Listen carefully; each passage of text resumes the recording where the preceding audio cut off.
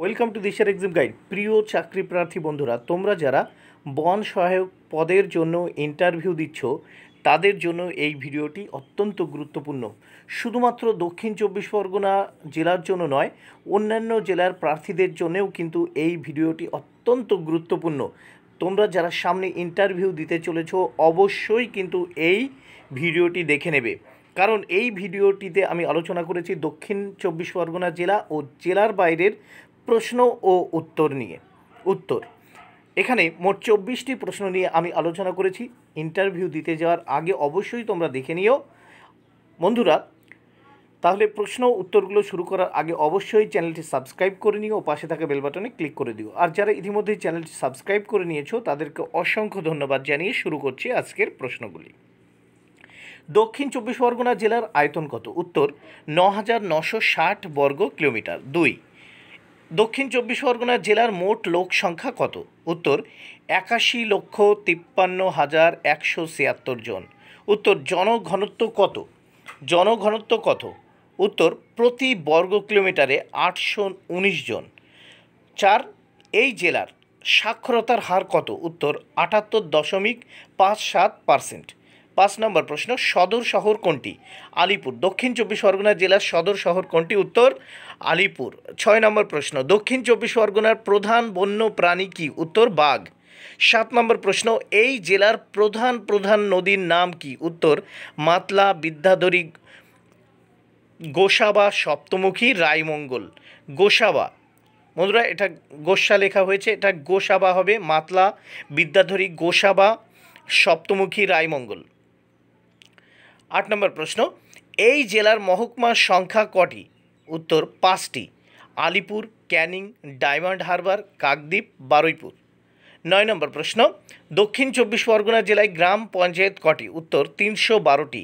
১০ নম্বর প্রশ্ন, এখানে থানা কটি? এই জেলায় দক্ষিণ চব্বিশ পরগনা জেলায় থানা কটি? ৩১টি। ১১ নম্বর প্রশ্ন, পঞ্চায়েত সমিতি কটি? ২৯টি। দক্ষিণ চব্বিশ পরগনা জেলায় পঞ্চায়েত সমিতি ২৯টি। ১২ নম্বর প্রশ্ন, এখানকার দ্রষ্টব্য স্থানগুলি কি কি?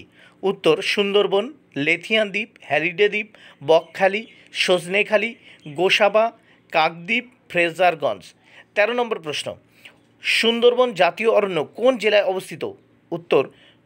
উত্তর ও দক্ষিণ চব্বিশ পরগনা জেলায়, তবে দক্ষিণ চব্বিশ পরগনা জেলায় বেশিরভাগ অংশটি অবস্থিত। ১৪ নম্বর প্রশ্ন, হ্যালিডে দ্বীপ, সজনেখালি, লেথিয়ান দ্বীপ কোন ধরনের অরণ্য? উত্তর অভয়ারণ্য। হ্যালিডে দ্বীপ, সজনেখালি, লেথিয়ান দ্বীপ কোন ধরনের অরণ্য? অভয়ারণ্য। পশ্চিমবঙ্গে যে 15টি অভয়ারণ্য রয়েছে তার মধ্যে এই 3টি অভয়ারণ্যই কিন্তু রয়েছে দক্ষিণ চব্বিশ পরগনা জেলায়। এইবার আসা যাক জেলা ও জেলার বাইরের কিছু প্রশ্ন ও উত্তর নিয়ে। ১, পশ্চিমবঙ্গের 2টি ব্যাঘ্র প্রকল্পের নাম? উত্তর সুন্দরবন ও বক্সা।